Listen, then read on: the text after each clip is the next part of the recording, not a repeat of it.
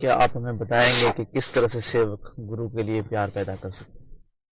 ਜ਼ਿਆਦਾ ਅਭਿਆਸ ਕਰਨੇ ਸੀ। ਹਜ਼ੂਰ ਕਹਿੰਦੇ ਹੁੰਦੇ ਸੀਗੇ ਕਿ ਜੇ ਤੁਸੀਂ ਮੇਰੇ ਨਾਲ ਪਿਆਰ ਕਰਦੇ ਹੋ तो मेरे हुक्मां की पालना करो।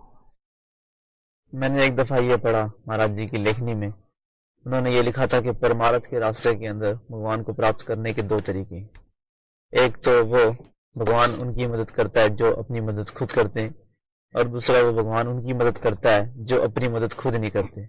मेरे ख्याल से उनके कहने का ये मतलब था कि जो लोग अपने आप को भगवान के हवाले कर देते हैं वो भी भगवान की मदद प्राप्त करते हैं। तो क्या अपने आप को गुरु के या भगवान के हवाले करने के बारे में आप कुछ बताएंगे? भगवान सब दी मदद करता है, सब दे अंदर बैठा है। फर्क इतना ही हुंदा है कि जो गुरमुख लोग हुंदे हैं वो ओदा धन्नवाद करते हैं, शुक्रगुजार हुंदे हैं। मनमुखां दे उत्ते कितना भी परमात्मा दया मेहर कर दे वो उसके शुक्रगुजार नहीं हुंदे। अभ्यास के अंदर दर्द होने का क्या कोई और भी मकसद है? सिमटाव का जो दर्द है उसके अलावा दर्द का कोई और भी मतलब है अभ्यास के अंदर? जो लोग नियमित रूप से अभ्यास नहीं करते जब उन्होंने अंदर देखा देखी शौक पैदा होता है, जिस तरह खरबूजे नूं देख के खरबूजा रंग पकड़ता है, इस तरह जब उस संगियां दे संपर्क दे विच आउंदा है उहदा भी दिल करदा मैं भी अभ्यास करां। तुहानूं पता है जो काम असीं कोई न्याय शुरू करिए तो दर्द सुभाविक ही है। इस वजह दे नाल भी दर्द हो जाता है कि अभ्यास रोज ना करना। लेकिन इस तरह का दर्द जो है कुछ दिन अभ्यास करने दे नाल हट जाता है। ऐसा क्यों कि वीरज खोने के बाद में जब कोई व्यक्ति अभ्यास करने के लिए बैठता है तो उसका जो सिमटाव है या ऊपर जाने की जो क्रिया है वो पहले से थोड़ी आसान हो जाती है।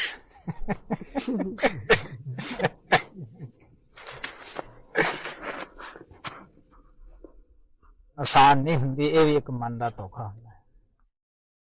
बल्कि मैं तो ये कहूँगा कि इस धन वीरज नूं खो के अगर कोई आदमी अभ्यास से बैठता है तो उसके दिल अंदर चिंता ही बनी रहती है कि मैं बुराई की। कबीर साहब ने कबीरा कामी पुरस्कार संसा कबू ना जाए। कबीर साहब कहते भगत बगाड़ी कामिया इंद्री केरे स्वाद हीरा खोया हाथ से जन्म गवाया बाद। बीरज खोण दे नाल साडी आत्मा काम दे नाल गिर जाती है, ये चढ़ाई दे काबिल नहीं रहिंदी। सच्चाई तो यह है कबीर साहब कहते हैं जिथे काम है उत्थे नाम प्रगट नहीं हुंदा, जिथे नाम प्रगट हो गया उत्थे काम पर नहीं मारदा गा। काम दी गिरावट थल्ले नूं आ, नाम दी चढ़ाई ऊपर नूं है।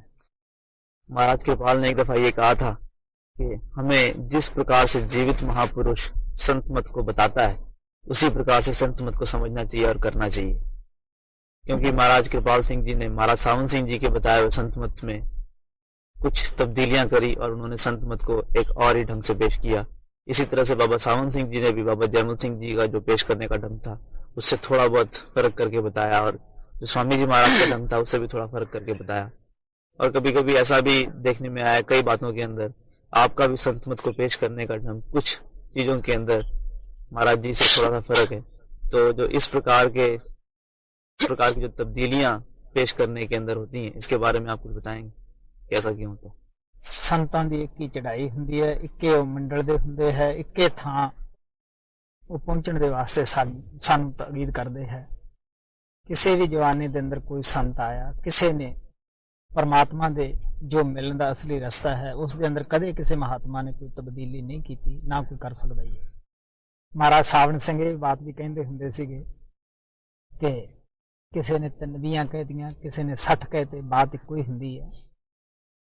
हर संत का एक ही लक्ष्य हुंदा है। सिर्फ जदों असीं अभ्यास करते हैं फिर पता लगता है कि हर संत का जो लक्ष्य है वो एक ही चीज है, एक ही थ्योरी में समझाते हैं कि नाम दे नाल संपर्क पैदा करो, नाम दे नाल जुड़ो। महाराज सावण सिंह ये भी कहते हुंदे सी जिन्हें कि थोड़ियां बातां नाल समझना वो मेरे कोले आओ, जिन्हें बाहलियां बातां नाल समझना वो कृपाल सिंह कोले जाओ। तो कहण दा भाव गुरु गोबिंद सिंह कहते संत समूह अनेक मती के संतां दा बयान करन दा जो ढंग हुंदा है जां तरीका हुंदा है वो आपो अपना हुंदा है। लेकिन जिन्ना चिकर असीं मन बुद्धि के दायरे दे अंदर हैं ये फर्क सानूं उतने दिन ही मालूम हुंदा है। उन्ना चिर असीं कहने हैं कि जी फलाने महात्मा की बाणी च लिखिया, फलाने दी च लिखिया है, ये इस तरह नहीं सी, इस तरह होना चाहिए सीगा। लेकिन जद असीं कमाई करके अंदर पहुंच जाने हैं, उन्हां दे नाल मिलाप कर लैने, फिर सानूं पता लगता है कि ਸਭ ਸੰਤਾਂ ਦਾ ਇੱਕੋ ਹੀ ਮਤ ਹੈ ਔਰ ਇੱਕੇ ਥਾਂ ਹੀ ਉਹ ਗਏ ਹੈ ਔਰ ਉਸੇ ਪ੍ਰਭੂ ਦੇ ਨਾਲ ਹੀ ਸਾਨੂੰ ਮਿਲਾਉਣ ਵਾਸਤੇ ਆਉਂਦੇ ਹੈ। ਸੱਚਾਈ ਤੇ ਇਹ ਹੈ ਕਿ ਅਸੀਂ ਭਜਨ ਦੇ ਚੋਰ ਹਾਂ। ਭਜਨ ਅਸੀਂ ਜਿਤਨਾ ਕਰਨਾ ਚਾਹੀਦਾ ਕਰਦੇ ਨਹੀਂ। ਜ਼ਿਆਦਾਤਰ ਅਸੀਂ ਪੜ੍ਹਾਈ ਤੇ ਜ਼ੋਰ ਦਿੰਦੇ ਹਾਂ, ਲੇਕਿਨ ਸੰਤ ਕਹਿੰਦੇ ਆ ਤੁਸੀਂ ਕਮਾਈ ਤੇ ਜ਼ੋਰ ਦਿਓ। ਜਦੋਂ ਕਮਾਈ ਤੇ ਜ਼ੋਰ ਦਿਓਗੇ अंदरला जो मार्ग है वो किताब की तरह अपने आप ही थोड़े आगे खुल जाएगा। अभ्यास के अंदर बैठक की मुझे परेशानी है, जैसा कि मुझे सिखाया गया है और जैसे मुझे पता है, हमें ये चाहिए कि अभ्यास के दौरान अपनी रीढ़ की हड्डी को सीधी रख करके, गर्दन को भी सीधी रख करके अभ्यास के अंदर बैठा जाए। लेकिन मेरा एक स्वभाव बन गया कि अभ्यास के अंदर शुरू में तो मैं सही बैठता हूँ, लेकिन बाद में जब मेरी गर्दन है वो धीरे धीरे आगे की तरफ झुकती है, तो जब गर्दन आगे की तरफ झुक जाती है तब मैं अपनी रीढ़ की हड्डी को और अपनी गर्दन को सीधी करने के लिए उसे वापस लाता हूँ, जिससे कि मैं हिल जाता हूँ। तो क्या मुझे वहां पे रहना चाहिए या वापस ले आना चाहिए? कोशिश करो कि जब अभ्यास से बैठते हैं अपने आप को भूल जाओ। ये समस्या ਤੁਹਾਡੀ खत्म हो जाएगी, ਤੁਹਾਨੂੰ पता ही नहीं लगेगा कि साडा शरीर विंगा है या टेढ़ा है। ये सानू उन्ना चिर समस्या रहिंदी है जिन्ना चिर सानू शरीर दी होश रहिंदी है, शरीर दा ख्याल रहिंदा है। ज्यादा अभ्यास करने के अलावा कोई और ऐसी चीज है जो कि हम कर सकते हैं आपका काम आसान बनाने के लिए? सब तो मेन चीज अभ्यास है।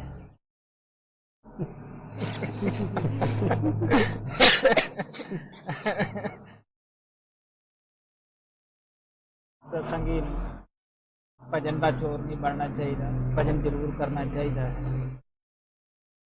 बस असी गुरु का काम भजन करांगे तो आसान बना रहे हैं।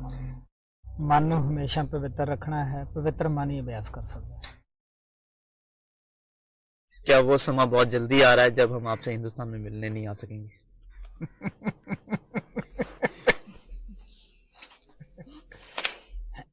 सानू ऐसी बात की चिंता नहीं होनी चाहिए, साडे दिल अंदर तड़फ होनी चाहिए। साडे सतगुरु गुरुदेव महाराज कृपाल सिंह कहंदे हुंदे सीगे, भुखे नूं रोटी प्यासे नूं पानी कुदरत दा असूल जरूर मिलती है। अगर आप दे अंदर तड़फ है, प्यार है, मोहब्बत है, तो कोई ताकत आप मेथों जुदा नहीं कर सकेगी। शादीशुदा जिंदगी के अंदर अगर किसी एक साथी को काम वासना के ख्याल आते हैं और वो काम वासना भोगना चाहता है, जिससे कि उन दोनों के बीच में जो वातावरण है, जो स्थिति है, वो तनावपूर्ण बन जाती है, तो क्या करना चाहिए? क्या उसे काम वासना बिल्कुल ही छोड़ देनी चाहिए या क्या कुछ और करना चाहिए? हमेशा दोनों नूं मिल के रहना चाहिए है, क्योंकि वो एक मंजिल दे राही हुंदे है। उन्हां नूं सबर तो कम लेना चाहिए है। अगर एक दूसरे की बात ना माने तो क्या?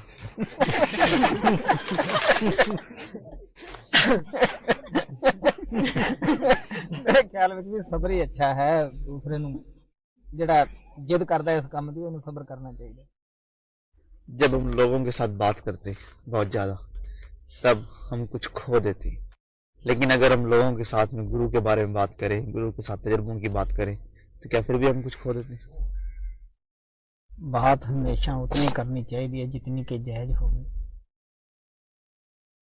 जब असी कोई हर बात सीमा तो टप जाने, उदों तुहानूं पता ही है कि जिहड़ा ज्यादा बोलना है उहदे नाल दिमाग ते जरूर असर पैंदा।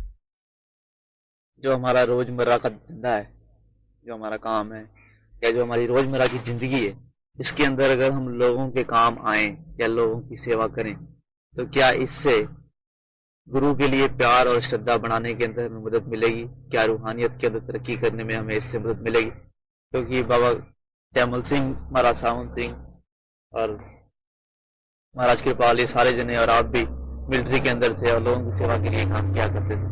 क्या इसके बारे में आप कुछ बताएंगे? जब तक सानू नाम नहीं मिलता गा, पूरा गुरु नहीं मिलता गा, उन्ना चिकर, क्योंकि सानू पता नहीं हुंदा गा।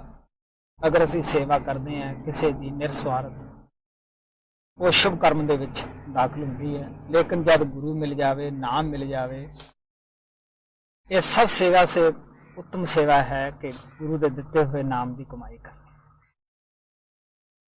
अगर शादीशुदा जिंदगी के अंदर किसी की शादी बेसत्संगी के साथ हुई हो और वो दूसरे साथी का बहुत ज्यादा टाइम चाहता हो, और इस वजह से अगर जो सत्संगी साथी है वो ज़्यादा अभ्यास नहीं कर सके जितना कि उसे करना चाहिए, तो क्या उसे घर की शांति बनाए रखने के लिए दूसरे साथी की बात माननी चाहिए या उसकी बात ना मानते हुए अभ्यास करना चाहिए?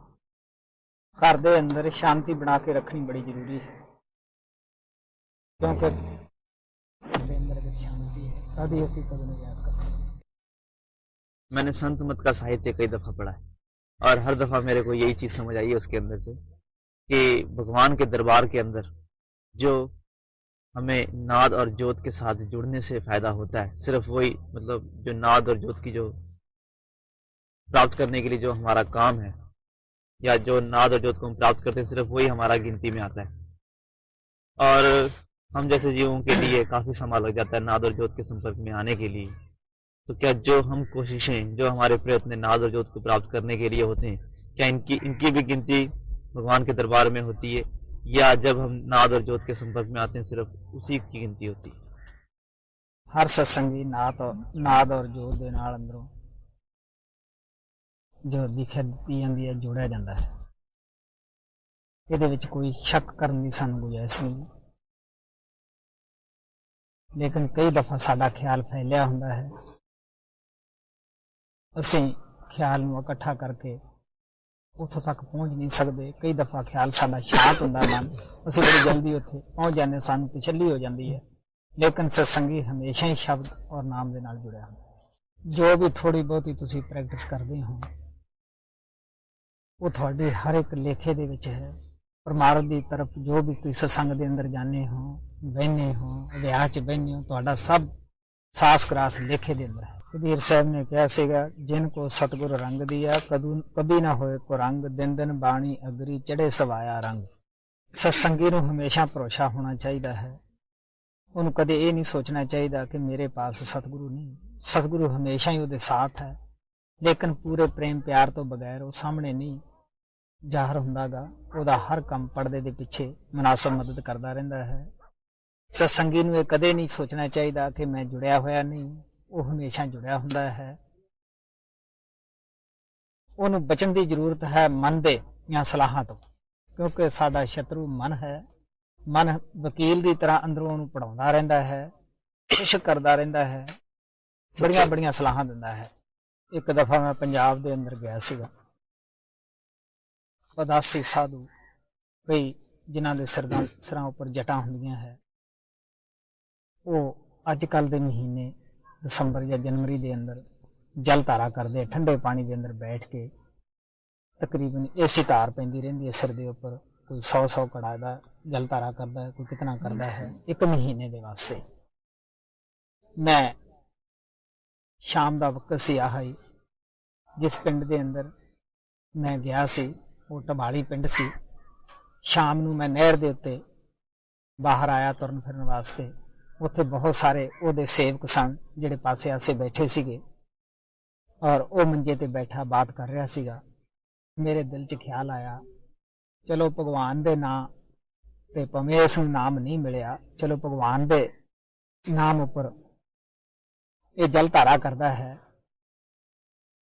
मिलते चलिए। क्योंकि नाल ही सी, जद मैं गया वो दूरों दे मैनू उसने देखा, आपदे सेवकां नूं कहण लग्या कि इस दे पिछे एक चिट्टी दाड़ी वाला, चिट्टे कपड़ियां वाला बंदा आउंदा है।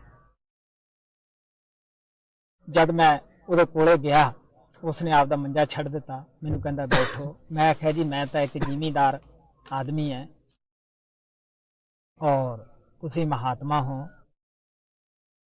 मैं तुहाडे आसन ते बहिंदा शोभा नहीं पाउंदागा। मैं उसकी, क्योंकि उहदे काफ़ी सारे चेले बैठे सीगे, सेवक बैठे सीगे। वो कहंदा नहीं, मैनू तेरे पिछे बड़ी वड्डी एक शक्ति दिसदी है। मैं क्या नहीं, मैं उस बात नूं टाल रहा सीगा। मैं समझ रहा सी कि मेरा गुरुदेव मेरे नाल है, लेकिन वो बार बार यही बात कह रहा सीगा।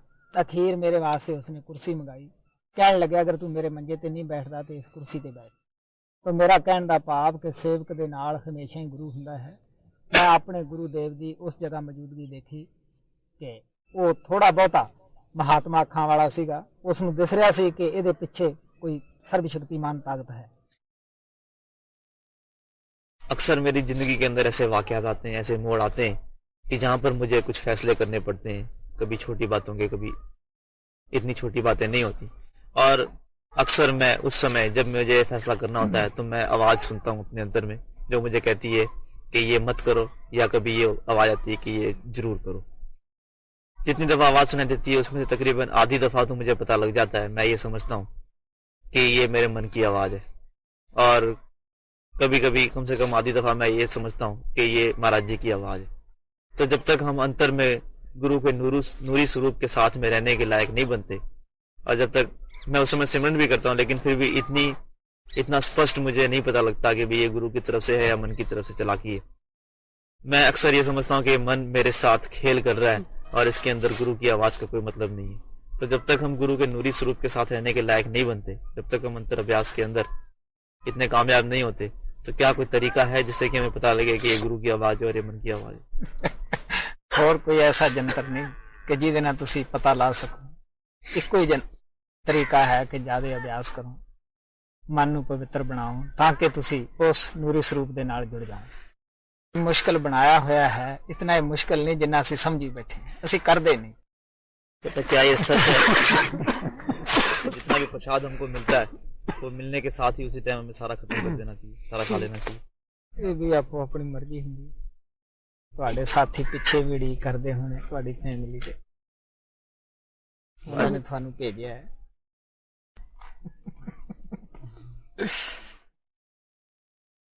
ਮੇਰੇ ਦਿਲ ਦੇ ਅੰਦਰ ਬਚਪਨ ਵਿੱਚ ऐसी तकलीफ ਸੀ कि ਉਹ कैसे जीव है,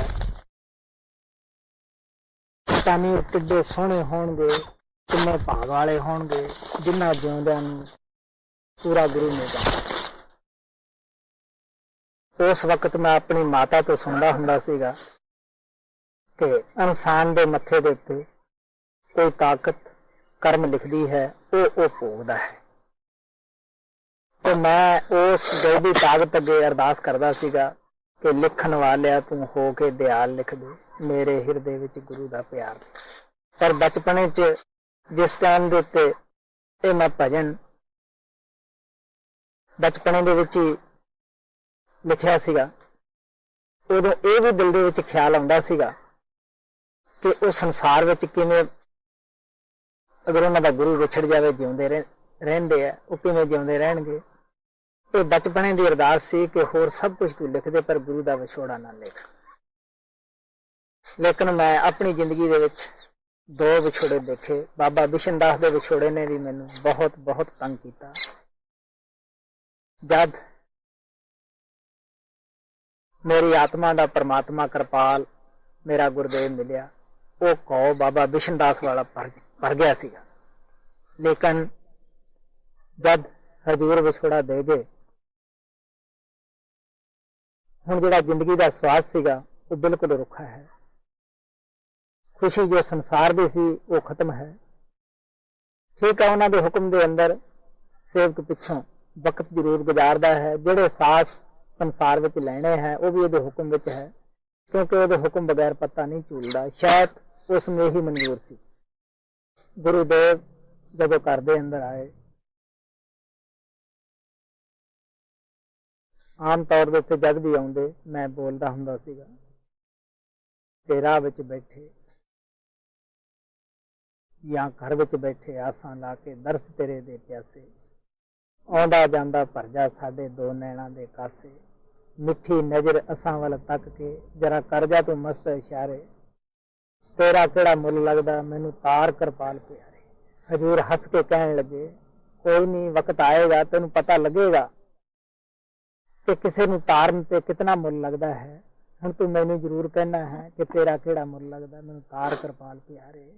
ਕਹਿੰਦੇ ਭਜਨ ਕਰਨ ਦੇ ਨਾਲ ਪਤਾ ਲੱਗਦਾ ਹੈ ਕਿ ਕਿਤਨੀ ਤਾਕਤ ਖਰਚ ਹੁੰਦੀ ਹੈ, ਕਿਤਨਾ ਕਿਸੇ ਜੀਵ ਦਾ ਬੋਝਾ ਚੁੱਕਣਾ ਪੈਂਦਾ ਹੈ।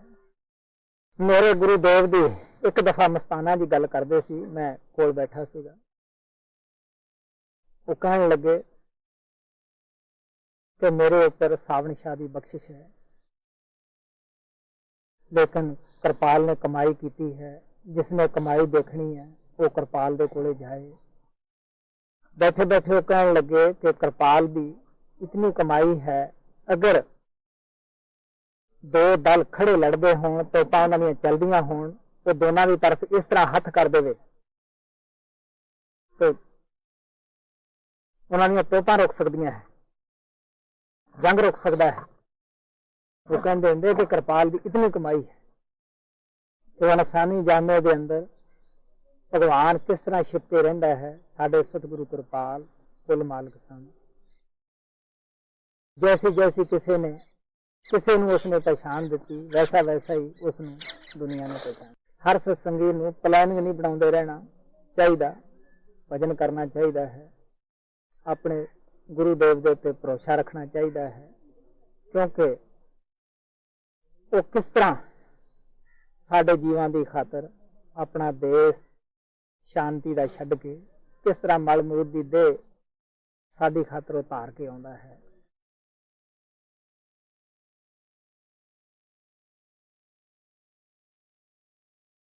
हाँ भाई, कोई बातचीत क्या ये सच है कि आप आश्रम यहाँ से दूर ले जाओगे? हाँ, इत्थों बदल रहे हैं।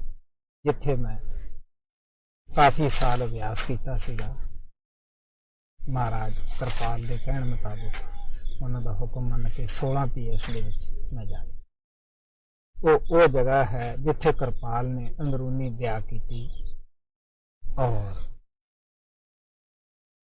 वो मेरी आत्मा के अंदर कुल मिल गया, जिस जगह नाल मेरा अंदरों काफी लगाव है। इत्थे तो मैं जो कृपाल दे विछोड़े विच बड़ा उदास हो गया सीगा, तो जगह तब्दील की सीगी, लेकिन उत्थे काफी जगह पई हुई है, कुछ आश्रम बनया हुआ है, पता ही है। रसल परकिंसो देख के आया, बड़ी अच्छी जगह भजन करन दे लिहाज नाल बहुत ठीक जगह।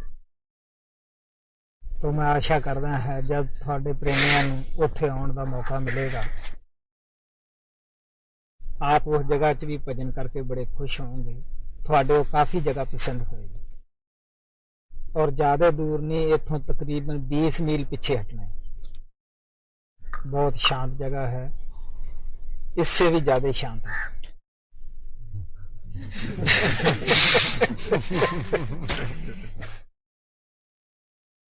उस जगह में कृपाल कुल मालिक का बड़ा आशीर्वाद है उस जगह। मैं आशा करदा कि आप लोग उत्थे आके भी खुश होंगे, अपना दिल लाके अभ्यास करोगे। क्या आप वहाँ पे नवा आश्रम बनाओगे या यही सारा उठा के वहाँ ले जाओगे?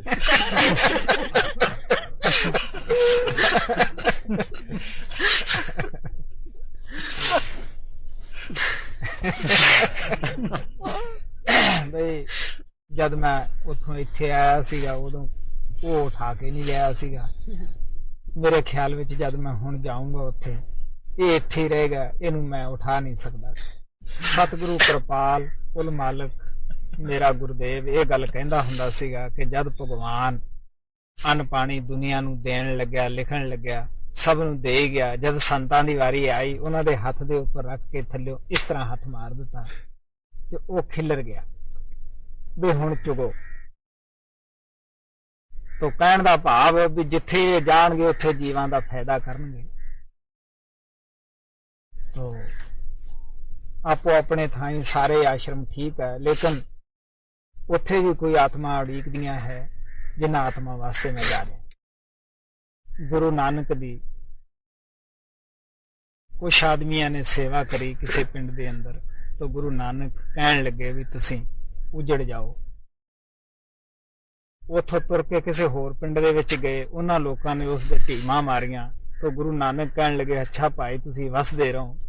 ਜਿਹੜੇ ਉਹਨਾਂ ਦੇ साथ मरदाना बाला रह रहे ਸੀਗੇ, मरदाना कहण लग्या कि हे सच्चे पातशाह ਤੁਹਾਡੇ ਘਰੇ ਇਹ ਨਿਆਂ ਹੈ ਜਿਹੜਾ ਤਾਂ ਤੁਹਾਡੀ ਸੇਵਾ ਕਰਦੇ ਹੈ ਉਹਨਾਂ ਨੂੰ ਤਾਂ ਕਿਹਾ ਉਜੜ ਜਾਓ। ਜਿਨ੍ਹਾਂ ਲੋਕਾਂ ਨੇ ਢੀਮਾਂ ਮਾਰੀਆਂ ਉਹਨਾਂ ਨੂੰ ਕਿਹਾ ਇੱਥੇ ਵਸਦੇ ਰਹੋ। तो गुरु नानक मरदाने ਨੂੰ ਕਹਿਣ ਲੱਗੇ मरदानिया ਤੈਨੂੰ ਇਸ ਰਾਜ ਦਾ ਪਤਾ ਨਹੀਂਗਾ, ਜਿਨ੍ਹਾਂ ਲੋਕਾਂ ਨੇ सेवा करी है ਇਹ ਜਿਸ ਪਿੰਡ ਜਿਸ ਇਲਾਕੇ 'ਚ ਇੱਕ ਆਦਮੀ ਜਾਏਗਾ ਸਭ ਨੂੰ ਪ੍ਰਮਾਤਮਾ ਦੀ ਤਰਫ ਪ੍ਰੇਰੇਗਾ, ਸਾਧੂ ਸੰਤ ਦੀ ਸੇਵਾ ਦੀ ਤਰਫ ਲਾਏਗਾ। ਇੱਕ ਆਦਮੀ ਇੱਕ ਗਾਂਵ ਦਾ ਕਈ ਗਾਵਾਂ ਦਾ ਸੁਧਾਰ ਕਰੇਗਾ। ਇਹ ਜਿਨ੍ਹਾਂ ਨੇ ਢੀਮਾਂ ਮਾਰੀਆਂ, ਇਹ ਜਿੱਥੇ ਪਿੰਡ ਦੇ ਵਿੱਚ ਜਿਸ ਵੀ ਪਿੰਡ ਇਲਾਕੇ 'ਚ ਜਾਣਗੇ ਉਹਨਾਂ ਨੂੰ ਇਹ ਸਾਰੇ ਨੂੰ ਵਿਗਾੜ ਦੇਣਗੇ, ਪ੍ਰਮਾਤਮਾ ਦੀ ਲੋਕ ਭਗਤੀ ਨਹੀਂ ਕਰਨਗੇ। ਇਸ ਵਾਸਤੇ ਤਾਂ ਇੱਥੇ ਚੰਗੇ ਆ, ਔਰ ਇਹ ਪ੍ਰੇਮੀ ਜਿਹੜੇ ਆ ਇਹ ਤੁਰੇ ਫਿਰਦੇ ਚੰਗੇ ਆ। ਇਸ ਵਾਸਤੇ ਆ ਜਿਹੜਾ ਇਲਾਕਾ ਸੀਗਾ ਰਾਜਸਥਾਨ ਦਾ, ਇਹ ਡਾਕਾ, ਚੋਰੀ, ਕਤਲ ਦੇ ਵਿੱਚ ਸਭ ਜ਼ਿਲ੍ਹੇ ਨਾਲੋਂ ਇਹ ਅੱਗੇ ਸੀਗਾ। ਲੇਕਿਨ ਜਦ ਮੈਂ ਇੱਥੇ ਆ ਕੇ ਬੈਠਾ, ਇਹ ਇੱਕ ਸੱਚਾਈ ਹੈ ਕਿ ਲੱਖੇ ਹਾਕਮ ਤੋਂ ਮੇਰੇ ਪਾਸ ਥਾਣੇਦਾਰ ਆਇਆ, ਇੰਸਪੈਕਟਰ। ਉਹ ਕਹਿਣ ਲੱਗਿਆ, ਮੇਰੇ ਖਿਆਲਾਤ ਦੇਖ ਕੇ ਕਹਿਣ ਲੱਗਿਆ, ਦਿਲ ਮੰਨਦਾ ਹੈ ਕਿ ਸਾਡਾ ਬਿਸਤਰਾ ਬੋਰੀਆ ਇੱਥੋਂ ਗੋਲ ਹੋਏਗਾ। ਜੋ ਲੋਕ ਤੇਰੇ ਕੋਲੇ ਆਉਣਗੇ, ਜਦੋਂ ਸ਼ਰੀਫ ਬਣ ਗਏ, ਅਸੀਂ ਇੱਥੇ ਕਿਵੇਂ ਰਵਾਂਗੇ।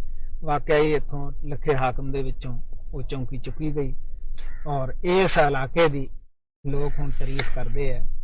ਔਰ ਹਰ ਆਦਮੀ ਕਿਸੇ ਦੇ ਪੱਠੇ ਵੀ ਨਹੀਂ ਵੜਦਾਗਾ, ਔਰ ਚੋਰੀ ਛੱਡ ਗਏ, ਕਤਲ ਕਰਨਾ ਛੱਡ ਗਏ, ਡਾਕੇ ਮਾਰਨਾ ਛੱਡ ਗਏ, ਭਲੇ ਮਾਨਸ ਸ਼ਰੀਫ ਆਦਮੀ ਹੋ ਗਏ। ਔਰ ਇਹ ਲੋਕ ਆਰਥਿਕ ਹਾਲਤ ਹਰ ਇੱਕ ਦੀ ਮੰਦੀ ਸੀ, ਕਿਉਂਕਿ ਸ਼ਰਾਬ ਮੀਟ ਖਾਂਦੇ ਸੀ, ਲੜਾਈ ਝਗੜੇ ਕਰਦੇ ਸੀਗੇ। ਜੋ ਆਦਮੀ ਸਤਸੰਗੀ ਬਣਿਆ, ਨਾਮ ਲਿਆ, ਹਰ ਇੱਕ ਰੱਜ ਕੇ ਰੋਜੀ ਰੋਟੀ ਖਾਣ ਲੱਗ ਪਿਆ, ਔਰ ਆਪਣੀ ਇਸ ਵੇਲੇ ਅੱਛੀ ਆਰਥਿਕ ਦਸ਼ਾ ਬਣਾਈ ਹੋਈ ਹੈ। ਔਰ ਹਰ ਆਦਮੀ ਇਸ ਗੱਲ ਦੀ ਸ਼ਲਾਘਾ ਕਰਦਾ ਹੈ ਕਿ ਜਿੱਦੇ ਦੇ ਬਾਬਾ ਜੀ ਇੱਥੇ ਆਏ, ਸਾਡੀ ਹਾਲਤ ਬੜੀ ਅੱਛੀ ਹੋਈ ਹੈ। ਔਰ ਇੱਥੇ ਬਾਰਡਰ ਦੇ ਉੱਤੇ ਕੋਈ ਆਦਮੀ ਇਕੱਠ ਨਹੀਂ ਕਰ ਸਕਦਾ। ਕੋਈ ਕਿਸੇ ਦੇ ਰਿਸ਼ਤੇਦਾਰ ਆਇਆ ਹੋਵੇ ਤੇ ਚੌਂਕੀ ਦੇ ਵਿੱਚ, ਪੋਸਟ ਦੇ ਵਿੱਚ ਇਤਲਾਹ ਦੇਣੀ ਪੈਂਦੀ ਹੈ। ਲੇਕਿਨ ਇਹ ਮੇਰੇ ਗੁਰੂ ਦੇਵ ਦੀ ਦਇਆ ਹੈ। ਜਦ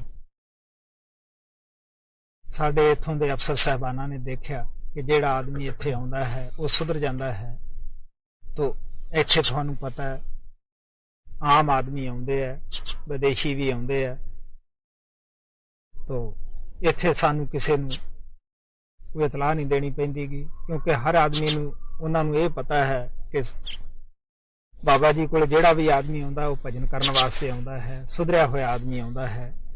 ਔਰ ਇਸੇ ਵਾਸਤੇ ਮੈਂ ਵੀ ਹਰ ਇੱਕ ਨੂੰ ਇਹ ਕਹਿਣਾ ਵੀ ਡਿਸਪਲਿਨ 'ਚ ਰਹੋ। ਆਪਣੀ ਜ਼ਮੀਨ ਤੋਂ ਇਲਾਵਾ ਕਿਸੇ ਦੇ ਖੇਤ ਦੇ ਵਿੱਚ ਭਜਨ ਕਰਨਾ, ਜੋ ਆਪਣੇ ਖੇਤ 'ਚ ਭਜਨ ਕਰੋ। ਨੇੜੇ ਨੇੜੇ ਦੇ ਪਿੰਡਾਂ ਦੇ ਵਿੱਚ ਹਰ ਇੱਕ ਆਦਮੀ ਦੇ ਦਿਲ ਅੰਦਰ ਆਸ਼ਰਮ ਦੀ ਕਦਰ ਹੈ। ਜੋ ਵੀ ਇੱਥੇ ਕੋਈ ਆਸ਼ਰਮ ਦੇ ਵਿੱਚ ਆਉਂਦਾ ਹੈ ਉਹ ਲੋਕ ਬੜਾ ਪਿਆਰ ਕਰਦੇ, ਆਸ਼ਰਮ ਨੂੰ ਆਪਣਾ ਘਰ ਸਮਝਦੇ ਹੈ। ਲੇਕਿਨ ਜਦ ਦਾ ਉਹਨਾਂ ਨੇ ਸੁਣਿਆ ਕਿ ਬਾਬਾ ਜੀ ਇੱਥੋਂ 16 PS ਜਾਣਗੇ, ਕਾਫੀ ਲੋਕ ਉਦਾਸ ਹੈ। ਮੇਰੇ ਕੋਲ ਕਾਫੀ ਆਉਂਦੇ ਜਾਂਦੇ ਹੈ ਕਿ ਤੁਸੀਂ ਇੱਥੋਂ ਨਾ ਜਾਓ। ਤੇ ਮੈਂ ਉਹਨਾਂ ਨੂੰ ਇਹੀ ਦੱਸਦਾ ਹੁੰਦਾ ਹੈ ਕਿ ਮੋਰ ਕੂੰਜਾਂ ਨੂੰ ਮਾਰਨ ਤਾਨੇ, ਤੁਹਾਡੀ ਨਿਤ ਪਰਦੇਸ ਤਿਆਰੀ, ਜਾਂ ਤਾਂ ਤੁਹਾਡਾ ਦੇਸ ਕਵਲੜਾ ਜਾਂ ਹੈ ਕਿਸੇ ਨਾਲ ਯਾਰੀ। ਕੂੰਜਾਂ ਕਹਿੰਦੀਆਂ ਨਾ ਤਾਂ ਸਾਡਾ ਦੇਸ ਕਵਲੜਾ, ਨਾ ਹੈ ਕਿਸੇ ਨਾਲ ਯਾਰੀ, ਹਰ ਹੀਲੇ ਚੁਗਣੀ ਪੈਂਦੀ ਜਿਹੜੀ ਡਾਢੇ ਨੇ ਚੋਪ ਲਾਰੀ। ਮਰਦਾਨਾ ਮੱਕੀ ਦੇ ਦਾਣੇ ਹੱਥ ਤੇ ਰੱਖ ਕੇ ਖਾ ਰਿਹਾ ਸੀ। ਗੁਰੂ ਨਾਨਕ ਉਸ ਨੂੰ ਕਹਿਣ ਲੱਗੇ, ਮਰਦਾਨਿਆ ਇਹ ਜਿਹੜਾ ਤੂੰ ਦਾਣਾ ਖਾ ਰਿਹਾ, ਕੋਸ਼ਿਸ਼ ਕਰਦਾ ਇਹ ਦਾਣਾ ਇੱਕ ਲਾਹੌਰ ਦੇ ਅੰਦਰ ਬੱਗਾ ਕੁੱਕੜ ਹੈ, ਉਸ ਨੇ ਖਾਣਾ ਹੈ। तो मरदाने ने बड़ी काहल की है कि तुसी कहंदे तो जरूर हो। वो फक्का मुंह च लग्या मारन तो दाना नक च चलिया गया। बड़ी कोशिश की लेकिन वो दाना बाहर ना निकलिया, नक सुज गया। गुरु नानक साहब लाहौर की तरफ चल पे। जदों लाहौर जा रहे सीगे अगों एक कुकड़ उही आ रहा सी जिसका उन्होंने रंग दस्या सीगा। कहने लगे लै भी मरदाने जिसने दाना खाना वो आ रहा। मरदाने नूं उस वक्त निछ आई और दाना जिहड़ा सी निकल के ओ जा पिया। वो कुकड़ ने चुक लिया। तो गुरु नानक साहब कहने लगे, मरदानिया नक नथ खसम हथ किरत तके दे, यहाँ दाने तहां खाने नानका सच है। इस इलाके दे या होर भी शहर दे काफ़ी आदमियों ने मैनूं कईयां थावां तो पेशकश की शहर दे विच आश्रम बनाउण वास्ते कि भावें हजारों मील आश्रम दूर बना ला लेकिन शहर दे विच होना चाहिए। मैं क्या नहीं, मैं शुरू चो देहात दे अंदर पिंडां दे अंदर रहा है। मैनू एकांत रहन दी बड़ी खुशी है ਔਰ ਮੈਂ ਚਾਹੁੰਦਾ ਹਾਂ ਕਿ ਜੋ ਮੇਰੇ ਕੋਲੇ ਆਵੇ ਉਹ ਜ਼ਿਆਦਾ ਤੋਂ ਜ਼ਿਆਦਾ ਇਕਾਂਤ ਦੇ ਵਿੱਚ ਰਹਿ ਕੇ ਭਜਨ ਅਭਿਆਸ ਕਰੇ, ਕਿਉਂਕਿ ਸ਼ਹਿਰਾਂ ਦੇ ਅੰਦਰ ਸਾਨੂੰ ਪਤਾ ਹੀ ਹੈ ਕਿ ਅਸੀਂ ਜਾਂਦੇ ਹਾਂ, ਥੋੜਾ ਚਿਰ ਅਭਿਆਸ ਕੀਤਾ, ਸ਼ਹਿਰ 'ਚ ਗਏ, ਸ਼ਹਿਰ 'ਚ ਮਨ ਨੇ ਸਲਾਹ ਦਿੱਤੀ ਸਿਨੇਮਾ ਦੇਖੋ, ਸਿਨੇਮਾ ਦੇਖ ਕੇ ਆਏ, ਜਾਂ ਮਨ ਨੇ ਸਲਾਹ ਦਿੱਤੀ ਕਿ ਚਲੋ ਵੀ ਇੱਧਰ ਸੈਰ ਕਰ ਆਈਏ, ਤੇ ਅਸੀਂ ਭਜਨ ਸਿਮਰਨ ਤੋਂ ਖੁੰਝ ਜਾਂਦੇ ਹਾਂ। ਇੱਥੇ ਹੁਣ ਤੁਸੀਂ ਇਹ ਦੇਖੋ, ਤੁਹਾਡੇ ਮਨ ਨੂੰ ਕੋਈ ਜਗ੍ਹਾ ਹੀ ਹੈ ਨਹੀਂ ਬਾਹਰ ਦੌੜਨ ਦੀ, ਤਾਂ ਆਪਣੇ ਆਪ ਹੀ ਤੁਸੀਂ ਭਜਨ ਸਿਮਰਨ ਦੀ ਤਰਫ ਜਾਓਗੇ। ਤਾਂ ਮੈਂ ਚਾਹੁੰਦਾ ਕਿ ਤੁਸੀਂ ਲੋਕ ਜਿਤਨੇ ਵੀ ਮੇਰੇ ਪਾਸ ਆਉਂਦੇ ਆ, ਵੱਧ ਤੋਂ ਵੱਧ ਭਜਨ ਕਰੋ, ਵੱਧ ਤੋਂ ਵੱਧ ਤੁਸੀਂ ਇਕਾਂਤ ਦਾ ਤੁਹਾਨੂੰ ਪਤਾ ਲੱਗੇ ਕਿ ਇਕਾਂਤ ਦੇ ਵਿੱਚ ਕਿੰਨਾ ਸੁੱਖ ਹੈ ਔਰ ਕਿੰਨੀ ਸ਼ਾਂਤੀ ਹੈ। ਮੈਂ ਆਰਮੀ ਦੇ ਅੰਦਰ ਰਿਹਾ ਹਾਂ, ਆਰਮੀ ਦੇ ਅੰਦਰ ਵੀ ਮੈਂ ਸਿਗਨੇਲਰ ਸੀ, ਔਰ ਸਿਗਨੇਲਰ ਵੀ ਮੈਂ ਫਸਟ ਕਲਾਸ ਦਾ ਸੀ, ਕਿਉਂਕਿ ਹਿੰਦੁਸਤਾਨ ਦੇ ਅੰਦਰ ਆਰਮੀ ਦਾ ਸਾਡਾ ਇਹ ਰੂਲ ਸੀਗਾ, ਜੋ ਪੂਨਾ ਪਾਸ ਕਰ ਲੈਂਦਾ ਉਹ ਫਸਟ ਦੇ ਵਿੱਚ ਗਿਣਿਆ ਜਾਂਦਾ ਸੀਗਾ। ਪੂਨਾ ਮੈਂ ਪਾਸ ਕੀਤਾ ਸੀਗਾ। ਤਾਂ ਮੇਰਾ ਕਹਿਣ ਦਾ ਭਾਵ ਇਤਨਾ ਹੀ ਹੈ, ਇਹ ਨਾ ਆਪ ਲੋਕ ਕਹੋ ਕਿ ਸ਼ਾਇਦ ਇਹਨੂੰ ਕਿਸੇ ਚੀਜ਼ ਦਾ ਦੁਨੀਆਦਾਰੀ ਦਾ ਕੋਈ ਗਿਆਨ ਨਹੀਂ ਸੀਗਾ, ਸਿਨੇਮੇ ਵਗੈਰਾ ਦਾ, ਲੇਕਿਨ ਮੈਨੂੰ ਇਹ ਗਿਆਨ ਸੀ ਕਿ ਇਹ ਸਾਡੇ ਖਿਆਲ ਨੂੰ ਬਾਹਰ ਮੁਖੀ ਹੋਰ ਫੈਲਾਉਣ ਦੇ ਵਿੱਚ ਮਦਦ ਕਰਦਾ ਹੈ। ਖਿਆਲ ਸਾਡਾ ਪਹਿਲਾਂ ਹੀ ਜ਼ਿਆਦਾ ਫੈਲਿਆ ਹੋਇਆ ਹੈ। ਸਾਨੂੰ ਮੁਫਤ ਸਿਨੇਮਾ 8 ਦਿਨਾਂ ਤੋਂ ਆਰਮੀ ਵਾਲਿਆਂ ਨੂੰ ਦਿਖਾਉਂਦੇ ਹੁੰਦੇ ਸੀਗੇ, ਲੇਕਿਨ ਮੈਂ ਡਿਊਟੀ ਕਿਸੇ ਦੇ ਥਾਂ ਬੈਠ ਜਾਣਾ, ਸਿਨੇਮਾ ਦੇਖਣ ਨਾ ਜਾਂਦਾ। ਜਦ ਮੈਨੂੰ ਮੇਰੇ ਕਮਾਂਡਰ ਨੇ ਪੁੱਛਿਆ ਵੀ ਤੂੰ ਸਿਨੇਮਾ ਕਿਉਂ ਨਹੀਂ ਦੇਖਦਾ, ਕਿ ਤੇਰਾ ਦੁਨੀਆਦਾਰੀ ਦੇ ਵਿੱਚ ਰੁਚੀ ਨਹੀਂ, ਮੈਂ ਉਹਨੂੰ ਕਿਹਾ ਨਹੀਂ, ਮੈਨੂੰ ਦੁਨੀਆ ਮਾੜੀ ਨਹੀਂ ਲੱਗਦੀਗੀ, ਲੇਕਿਨ ਮੈਨੂੰ ਆਪਣੀ ਨਹੀਂ ਬਣਾ ਰਿਹਾ ਯਾਰ, ਮੁਫਤ ਦੀ ਵੀ ਮਾੜੀ ਹੁੰਦੀ ਹੈ। ਤਾਂ ਕਹਿਣ ਦਾ ਭਾਵ ਵੀ ਮੈਂ ਆਪਣੀ ਜ਼ਿੰਦਗੀ ਦੇ ਵਿੱਚ ਮੇਰੀ ਫਿਲਮ ਬਣੀ, ਮੈਂ ਸੰਤ ਬਾਣੀ ਆਸ਼ਰਮ ਦੇ ਵਿੱਚ ਦੇਖੀ, ਲੇਕਿਨ ਮੈਂ ਕਦੇ ਫਿਲਮ ਨਹੀਂ ਦੇਖੀ। ਤਾਂ ਮੇਰਾ ਕਹਿਣ ਦਾ ਭਾਵ ਤੁਹਾਡਾ ਅੰਤਰੀ ਮਾਰਗ ਨਜ਼ਾਰਾ ਨਾਲ ਭਰਿਆ ਹੋਇਆ ਹੈ। ਅਗਰ ਤੁਸੀਂ ਥੋੜਾ ਜਿਹਾ ਵੀ ਅੰਦਰ ਇਸ਼ਕ ਕੇ ਦੇਖੋ ਤਾਂ ਤੁਹਾਨੂੰ ਪਤਾ ਲੱਗੇ ਕਿ ਬਾਹਰਲੇ ਸਿਨੇਮੇ ਅੰਦਰਲੇ ਸਿਨੇਮੇ ਦੇ ਕੋਈ ਮੁਕਾਬਲਾ ਨਹੀਂ ਕਰ ਸਕਦੇਗੇ। ਤੁਸੀਂ ਬਾਹਰਲੇ ਸਿਨੇਮਿਆਂ ਦੇ ਅੰਦਰ ਟੱਟੀ ਫਿਰਨ ਵੀ ਨਾ ਜਾਓ, ਜੇ ਅਗਰ ਇੱਕ ਦਫਾ ਤੁਸੀਂ ਅੰਦਰ ਜਾ ਕੇ ਦੇਖ ਲਓ। ਤਾਂ ਮੇਰਾ ਕਹਿਣ ਦਾ ਭਾਵ ਤੁਹਾਨੂੰ ਇਤਨਾ ਹੀ ਹੈ ਕਿ ਜਦ ਮੈਂ ਆਰਮੀ ਦੇ ਅੰਦਰ ਸੀਗਾ, ਉਸ ਵਕਤ ਮੈਨੂੰ ਸ਼ਬਦ ਨਾਮ ਦਾ ਭੇਦ ਨਹੀਂ ਸੀਗਾ, ਲੇਕਿਨ ਮੇਰਾ ਖਿਆਲ ਦੁਨੀਆ ਦੇ ਅੰਦਰ ਜ਼ਿਆਦਾ ਨਹੀਂ ਫੈਲਿਆ ਸੀਗਾ। ਮੈਂ ਜਦ ਵੀ ਬੈਠਦਾ ਮੈਨੂੰ ਅੰਤਰੀ ਦ੍ਰਿਸ਼ ਨਜ਼ਰ ਦੇ ਵਿੱਚ ਆਉਂਦੇ ਹੁੰਦੇ ਸੀਗੇ, ਲੇਕਿਨ ਮੈਨੂੰ ਪਤਾ ਨਹੀਂ ਸੀ ਕਿ ਮੈਂ ਕਿੱਧਰ ਜਾਣਾ ਕਿੱਧਰ ਨਹੀਂ ਜਾਣਾ। ਇਤਨਾ ਮੈਨੂੰ ਜ਼ਰੂਰ ਪਤਾ ਸੀਗਾ ਕਿ ਅੰਦਰ ਤੇਰੇ ਭਰਿਆ ਖਜ਼ਾਨਾ, ਕੁੰਜੀ ਸਤਿਗੁਰ ਕੋਲ ਸਕੇ। ਦਿਲ ਦੇ ਵਿੱਚ ਇੱਕ ਦਫਾ ਬਿਆਸ ਦੇ ਕਿਨਾਰੇ ਮੈਂ ਬੈਠਾ ਸੀਗਾ, ਇਹ ਖਿਆਲ ਆਇਆ ਕਿ ਉੱਥੇ ਬੇੜੀਆਂ ਦਾ ਪੁਲ ਸੀਗਾ, ਬੇੜੀਆਂ ਦੇ ਵਿੱਚ ਬੈਠ ਕੇ ਲੋਕ ਸਵਾਰ ਹੁੰਦੇ ਸੀਗੇ, ਅੱਗੇ ਲੰਘ ਜਾਂਦੇ ਸੀਗੇ। ਬੇੜੀਆਂ ਬੜੀਆਂ ਖੂਬਸੂਰਤ ਬਣੀਆਂ ਹੋਈਆਂ ਸੀਗੀਆਂ, ਲੇਕਿਨ ਉੱਥੇ ਐਸੀਆਂ ਵੀ ਪਾਣੀ ਦੇ ਬਹਾਅ ਦੇ ਵਿੱਚ ਗੇਲੀਆਂ ਰੁੜੀਆਂ ਆਉਂਦੀਆਂ ਹੁੰਦੀਆਂ ਸੀਗੀਆਂ ਕਿ ਜਿਹੜੀਆਂ ਕਦੇ ਪਾਣੀ 'ਚ ਉੱਪਰ ਕਦੇ ਥੱਲੇ, ਜਿਹੜਾ ਉਹਦੇ ਉੱਪਰ ਵੀ ਬਹਿੰਦਾ ਸੀ ਉਹ ਵੀ ਵਿਚਾਰਾ ਜਾਨ ਖੋ ਬਹਿੰਦਾ ਸੀਗਾ। ਦਿਲ ਦੇ ਵਿੱਚ ਖਿਆਲ ਆਇਆ ਕਿ ਹੈ ਤਾਂ ਸਭ ਲੱਕੜੀ, ਲੇਕਿਨ ਇਹਨਾਂ ਦੇ ਵਿੱਚ ਫਰਕ ਕਿਤਨਾ ਹੈ। ਅੰਦਰੋਂ ਹੀ ਇਸ ਚੀਜ਼ ਦਾ ਪਤਾ ਲੱਗਿਆ ਕਿ ਇਹ ਜਿਹੜੀ ਲੱਕੜ ਹੈ ਜਿਸ ਦੀ ਕਿਸ਼ਤੀ ਬਣੀ ਹੈ, ਇਹ ਕਿਸੇ ਅੱਛੇ ਕਾਰੀਗਰ ਨੂੰ ਮਿਲੀ। ਕਾਰੀਗਰ ਨੇ ਇੱਕ ਵਾਰੀ ਤੇ ਇਸ ਦੇ ਕਿਸ ਤਰ੍ਹਾਂ ਬੰਦ ਕੱਟਿਆ ਹੈ, ਕਿਸ ਤਰ੍ਹਾਂ ਚਮੜਾ ਇਸ ਦਾ ਉਧੇੜ ਦਿੱਤਾ ਹੈ ਰੰਦਾ ਮਾਰ ਕੇ, ਲੇਕਿਨ ਉਸ ਤੋਂ ਬਾਅਦ ਪੇਚਦਾਰ ਕਿੱਲ ਮਾਰ ਦਿੱਤੇ ਹੈ। ਹੁਣ ਇਹ ਦੇਖਣ 'ਚ ਵੀ ਸੋਹਣੀ ਲੱਗਦੀ ਹੈ, ਆਪ ਵੀ ਤਰਦੀ ਹੈ, ਜਿਹੜਾ ਇਸ ਦੀ ਸੋਭਤ ਕਰਦਾ ਉਹ ਵੀ ਤਰ ਜਾਂਦਾ ਹੈ। ਉਸ ਲੱਕੜੀ ਨੂੰ ਕੋਈ ਅੱਛਾ ਮਿਸਤਰੀ ਕਾਰੀਗਰ ਨਹੀਂ ਮਿਲਿਆ, ਇਸ ਵਾਸਤੇ ਉਹ ਆਪ ਵੀ ਡੁੱਬੀ ਹੈ, ਜਿਹੜਾ ਉਹਦਾ ਸਾਥ ਕਰਦਾ ਉਹ ਵੀ ਡੁੱਬ ਜਾਂਦਾ ਹੈ। ਇਹ ਸਭ ਮਿਹਰਬਾਨੀ ਜਿਹੜੀ ਹੈ ਇਹ ਅੱਛੇ ਮਿਸਤਰੀ ਦੀ ਮਿਲਦੀ ਹੈ। ਮੇਰਾ ਇਸ਼ਾਰਾ ਉਦੋਂ ਵੀ ਜਿਹੜੇ ਅੰਦਰਲੀ ਆਤਮਾ ਦੀ ਤੜਫ ਸੀ ਉਹ ਗੁਰੂ ਦੀ ਤਰਫ ਸੀ ਕਿ ਜਦ ਤੱਕ ਕੋਈ ਪੂਰਾ ਗੁਰੂ ਨਹੀਂ ਮਿਲਦਾਗਾ ਉਹਨਾਂ ਚਿਕਰ ਮੇਰਾ ਜਿਹੜਾ ਜ਼ਿੰਦਗੀ ਦੀ ਕਿਸ਼ਤੀ ਹੈ ਉਹ ਡਾਵਾਂਡੋਲ ਹੈ। ਮੈਂ ਇਸ ਲੱਕੜ ਦੀ ਤਰ੍ਹਾਂ ਹੈ, ਔਰ ਜਦ ਕੋਈ ਪੂਰਾ ਗੁਰੂ ਮਿਲੇਗਾ ਫਿਰ ਮੈਂ ਕਿਸ਼ਤੀ ਦੀ ਤਰ੍ਹਾਂ ਬਣ ਜਾਊਂਗਾ, ਆਪ ਵੀ ਤਰੂੰਗਾ, ਜਿਹੜਾ ਕੋਈ ਮੇਰੀ ਸੋਹਬਤ ਦੇ ਵਿੱਚ ਆਏਗਾ ਉਹ ਵੀ ਤਰ ਜਾਏਗਾ। ਇਸ ਜ਼ਿੰਦਗੀ ਦੀ ਨਿਉ ਪੱਕੀ ਕਰਨ ਵਾਸਤੇ ਜਾਂ ਇਸ ਕਿਸ਼ਤੀ ਨੂੰ ਬਣਾਉਣ ਵਾਸਤੇ ਪਹਿਲਾ ਮਿਸਤਰੀ ਬਾਬਾ ਬਿਸ਼ਨ ਦਾਸ ਮਿਲਿਆ, ਜਿਸਨੇ ਖੂਬ ਛੋਡੇ ਉਤਾਰੇ, ਕੋਈ ਲਿਹਾਜ਼ ਨਹੀਂ ਕੀਤੀ, ਬੜਾ ਉਹ ਸਖਤ ਮਿਸਤਰੀ ਸੀ। ਸਾਨੂੰ ਪਤਾ ਹੀ ਹੈ ਜਦ ਮਿਸਤਰੀ ਸਖਤ ਹੋਵੇ, ਜਦ ਛੋਡੇ ਉਤਾਰਦਾ ਹੈ ਉਦੋਂ ਤਕਲੀਫ ਤਾਂ ਹੁੰਦੀ ਹੈ, ਲੇਕਿਨ ਅਗਰ ਅਸੀਂ ਉਹ ਪੀੜ ਨੂੰ ਜਰ ਜਾਈਏ ਤਾਂ ਫਿਰ ਮਿਸਤਰੀ ਮਿਲਿਆ ਕਿਰਪਾਲ, ਜਿਸਨੇ पेचदार किल मार दिते, रोगन कर दिता और हुण आत्मा नूं शांति है। आप भी मैं उस भवसागर तो उतरदा है, जो सोबत दे विच आउंदा है मेरी च, वो भी कृपाल दी दया नाल तर जांदा है। सत्संगी दा काम है पहला गुरु दा हुक्म मनना, गुरु पर भरोसा करना, अपने आप नूं वध गुरु दे नाल प्यार करना, गुरु नूं कुल मालक समझना। कदे भी ख्याल दिल च ना आवे कि इंसान है, वो इंसान नहीं हुंदा। इंसानां दे विच तां वो आया हुंदा है, लेकिन वो इंसानां तो उपर हुंदा है। वो इंसानां दे अंदर इस तरह आया हुंदा है कि जिस तरह किसी दे बच्चे नूं कोई खाना बदोश उठा के ले जांदे है, ਉਹਦਾ पिता अपने बच्चे की भाल विच बाहर निकलता है। जब उन्हें पता लगता है कि उस बस्ती के अंदर है वो खाना बदोश, अगर वो होर किसी किस्म के कपड़े पाए या होर किसी किस्म की शक्ल बनावे तो वड़न नहीं देंगे। आखिर उन्हां वर्गी शक्ल बनाउंदा है, उहो जे कपड़े, उहो इसे तरह ही वो बोलता है। हौली हौली अपने लड़के नूं वो दसदा है कि तू तां एक बड़े घर दा मालिक है, सचखंड दा, वो बड़ी शांति का देश है।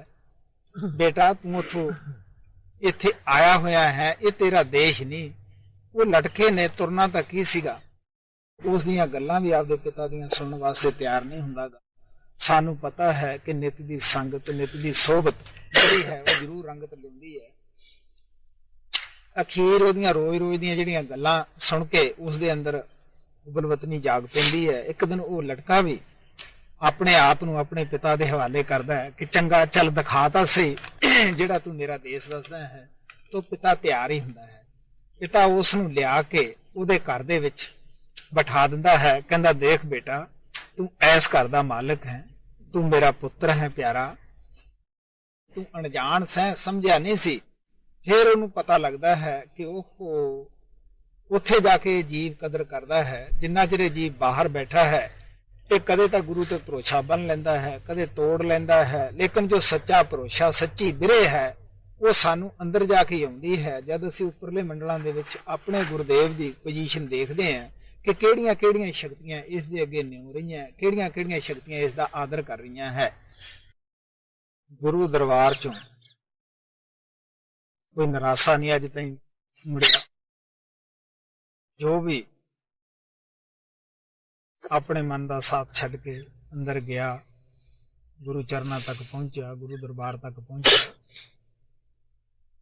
वो खुश होया, वो गुरु दा ही हो गया। बुल्ले शाह जद अंदर गया, अंदर जाके अपना गुरु और कुल मालक एक देखा तो फिर बाहर आके की कहंदा है, मौला आदमी बनाया और अपना आप छपाया। वाह वाह, अपना आप छपाया। गुरु नानक साहब भी कहते हैं, सतगुरु को मानुख का रूप न जान, मैं वेख वेख न रजहा गुर सतगुरु देहा। पर मैं कृपाल दे अगे भजन गाया सीगा, जदों मेरे घर आया सीगा, बड़ा खुश होके रब बंदा बन के आया। हजरत बापू ने अपने गुरु प्रति इस तरह प्यार अपना जाहिर किया, ए तन मेरा चश्मा होवे, मैं मुर्शिद देख न रजा हूँ, लू लू दे मुड़ लख लख चश्मा, एक खोला एक कज्जा हूँ, इतना डिठिया सबर ना आवे, मैं होर किते वल भज्जा हूँ, सतगुरु दा दीदार बाहू, मैनू लख करोड़ा हजा हूँ। गद गद बानी कंठ में आंसू टपके नैन, वो तो बिरहन कृपाल की तड़पत है दिन रैन। सानू भी चाहिए है कि आप दे अंदर तड़फ पैदा करिए, प्रेम प्यार ना अपना अभ्यास करिए, बोझा ना समझिए, कदे भी मन दे कहना ना मनो। क्योंकि जिस मन ने थानू अज ये सलाह देती कि शरीर ढिला है या रात बड़ी है, कल नू अभ्यास कर लांगे सज्जणों, वो कल नू भी उही मन तुहाडे कोले होएगा, वो थानू फिर किहड़ा उहने कहना भी तुसीं अभ्यास कर लो। कबीर साहब ने कहा सीगा, कल करन दा अब करता सो ताल, पाछे कछु न हो जे सिर पर आयो का। कबीर साहब ने कहा कि संत की गैल न छड़िए, मार्ग लगा जाए, पेखती ही पुनीत होए भेड़त जपिया ना। सानू मन दा मन और सतगुरु दोने बराबर खड़े कर लेने चाहिए है।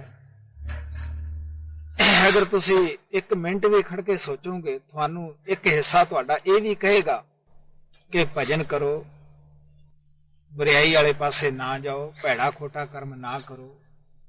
ਇੱਕ ਹਿੱਸਾ ਤੁਹਾਡਾ ਇਹ ਵੀ ਕਹਿ ਰਿਹਾ ਹੋਏਗਾ ਕਿ ਕੀ ਡਰ ਹੈ, ਕਰ ਲੈ। ਉਹ ਮਨ ਹੈ ਜਿਹੜਾ ਕਹਿੰਦਾ ਕਰ ਲੈ, ਕੌਣ ਪੁੱਛਦਾ ਹੈ। ਲੇਕਿਨ ਗੁਰੂ ਕਹਿੰਦਾ ਨਾ, ਸਾਸ ਸਾਸ ਦਾ ਲੇਖਾ ਲਿਆ ਜਾਏਗਾ, ਤੂੰ ਬੁਰਾਈ ਨਾ ਕਰ, ਅਭਿਆਸ ਕਰ। ਉਸ ਵੇਲੇ ਸਾਨੂੰ ਜਿਹਦਾ ਬੁਰਾਈ ਵਾਲੇ ਪਾਸੇ ਉੱਠ ਗਏ ਤਾਂ ਅਸੀਂ ਮੰਨਦੇ ਸਿੱਖ ਹੋ ਗਏ। ਅਗਰ ਜੇ ਅਸੀਂ ਭਜਨ ਸਿਮਰਨ ਵਾਲੇ ਪਾਸੇ ਲੱਗ ਗਏ, ਜ਼ਿੰਦਗੀ ਪਵਿੱਤਰ ਬਣਾਉਣ ਵਾਲੇ ਪਾਸੇ ਲੱਗ ਗਏ, ਤਾਂ ਅਸੀਂ ਆਪਣੇ ਗੁਰੂ ਦੇ ਸਿੱਖ ਹੋ ਗਏ। ਇਸ ਸੰਸਾਰ 'ਚ ਸਾਡੇ ਨਾਲ ਦੁਨੀਆ ਦਾ ਕੋਈ ਵੀ ਸਮਾਨ ਨਾਲ ਨਹੀਂ ਜਾਏਗਾ, ਨਾ ਧਨ, ਨਾ ਦੌਲਤ, ਨਾ ਕੋਈ ਹਕੂਮਤ। ਅਗਰ ਜਾਣ ਵਾਲੀ ਹੈ ਸਾਡੇ ਨਾਲ तो सतगुरु और उन्होंने नाम, तो क्यों ना उस चीज दे नाल प्यार किया जाए जिसने साडे नाल जाना है, जिसने साडी अगे जाके भी रखा करनी है।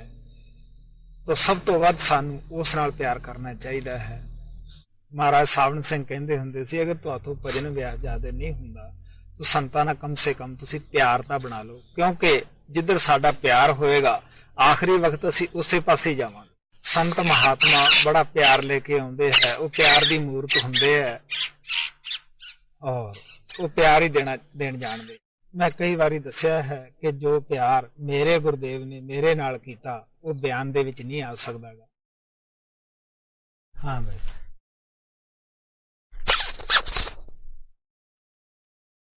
हाँ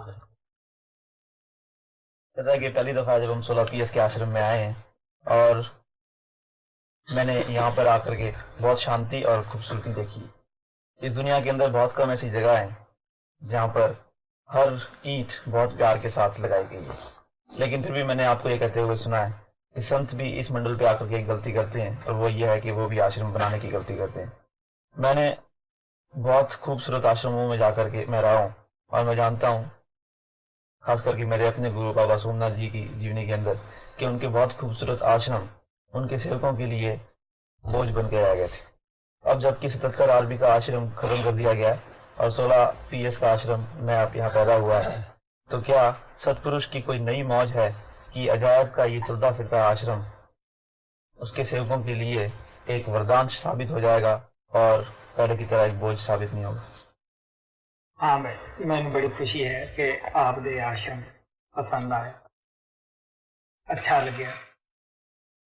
लेकिन मैं जो कुछ कहना है वो ठीक है, क्योंकि ये मेरा क्या होया वाक नहीं, ये संत भी इस मंडल ते आके गलती करते हैं। ये मेरे प्यारे गुरुदेव कृपाल दा वाक है। इस आश्रम की ज्यादा मनियाद नहीं, ये बिल्कुल सार और लकड़ी मामूली मिट्टी के साथ बनया हुआ है।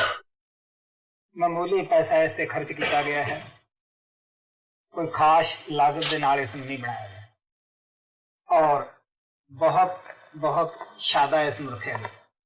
और मैं आशा करता है कि आप लोगों ने ये शादा आश्रम पसंद आएगा। 77 आरवी के अंदर भी बिल्कुल शादा आश्रम बनाया सीगा और उस नूं ढाउण लग्या कोई वक्त नहीं लगता।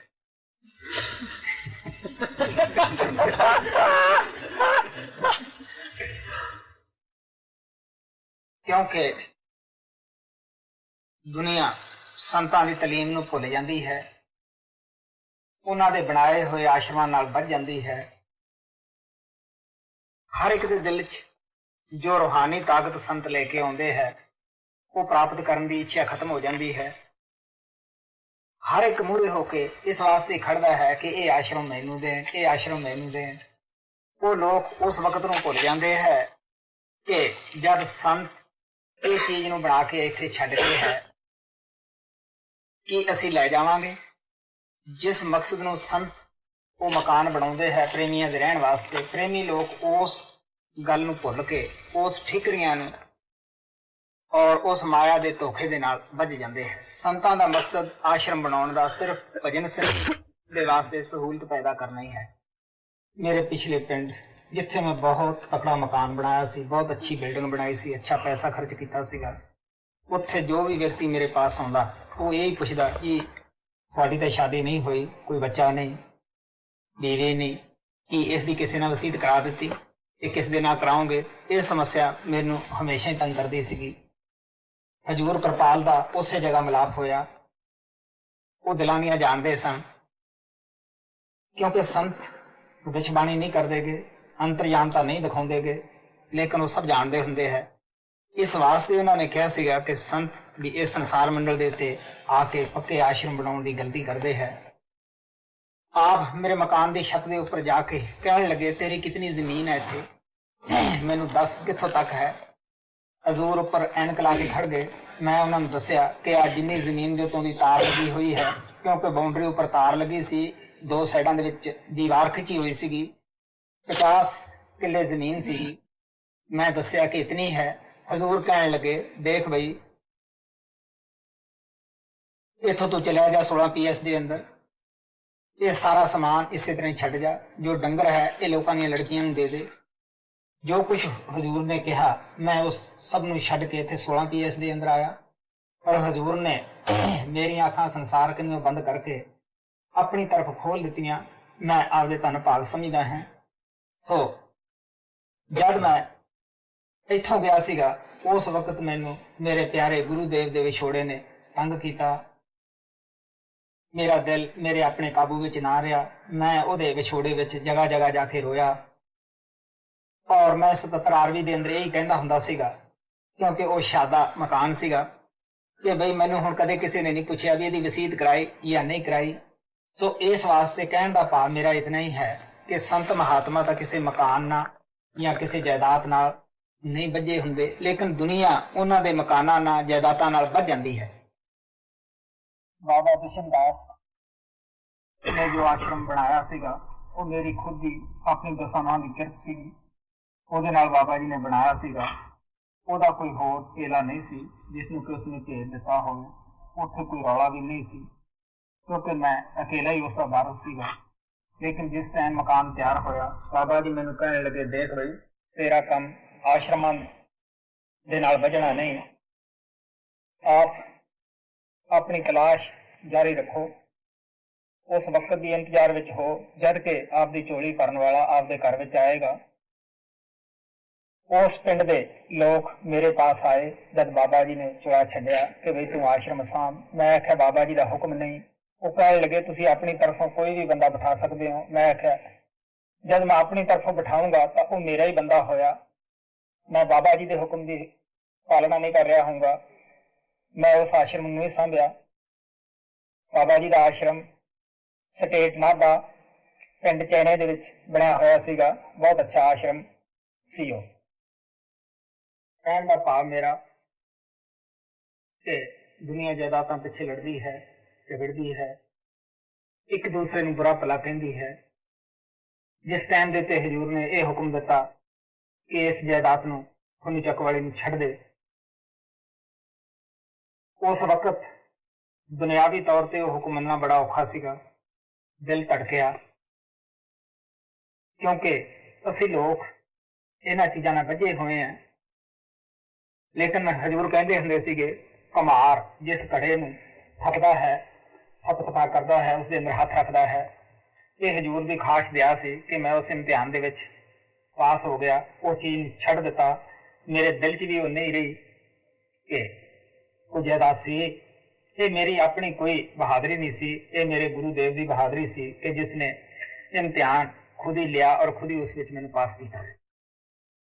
मैं अपने गुरुदेव तो दुनियावी कोई चीज़ नहीं मंगी। ਇਹਦਾ मतलब ये नहीं कि मैनू कुछ मिलिया नहीं। वो मेरी दुनियावी की देखभाल करता है, सब कुछ दे रहा है, सब उसे दी दया है। लेकिन मैं अपने गुरुदेव तो गुरुदेव ने मंगया सीगा कि मैनू दुनिया का कुछ नहीं चाहिए, मैनू तू चाहिए है। मेरा दिल खाली है, मेरे दिल अंदर बैठ। हजूर ने यही कहा सीगा कि मैं खाली दिल देख के तेरे पास आया, खाली दिमाग देख के आया है। संत मत गल्लां दा मत नहीं, अपने आप दा सुधारन दा मत है, और कुर्बानी करन दा यह मत है, मेहनत करन दा यह मत है, अपने आप नूं पहचानन दा यह मत है। मैं बहुत सारे साल ਸਾਧੂ ਸੰਤਾਂ ਦੀ ਭਾਲ ਵਿੱਚ ਲਾਏ, ਬਹੁਤ ਸਾਰਿਆਂ ਨੂੰ ਮਿਲਿਆ, ਬਹੁਤ ਸਾਰੀਆਂ ਸਮਾਜਾਂ ਵਿੱਚ ਗਿਆ। ਉਸ ਤੋਂ ਬਾਅਦ ਜਦ ਹਜ਼ੂਰ ਨੇ ਦਇਆ ਕੀਤੀ, ਉਸ ਵਕਤ ਨੂੰ ਵੀ ਮੈਂ ਹੱਥ 'ਚੋਂ ਜਾਣ ਨਹੀਂ ਦਿੱਤਾ, ਉਸ ਦੀ ਕਦਰ ਕੀਤੀ। ਹਜ਼ੂਰ ਦੇ ਕਹਿਣ ਮੁਤਾਬਕ ਇਸੇ 16 PS ਦੇ ਅੰਦਰ ਬੈਠ ਕੇ ਆਪਣਾ ਭਜਨ ਅਭਿਆਸ ਕੀਤਾ। ਮੈਂ ਉਹਨਾਂ ਦਿਨਾਂ ਅੰਦਰ ਕਦੇ ਵੀ ਕਿਸੇ ਨੂੰ ਨਹੀਂ ਮਿਲਦਾ ਸੀਗਾ, ਸਿਰਫ ਇੱਕੋ ਹੀ ਸੇਵਾਦਾਰ ਪਾਸ ਰੱਖਿਆ ਹੋਇਆ ਸੀ।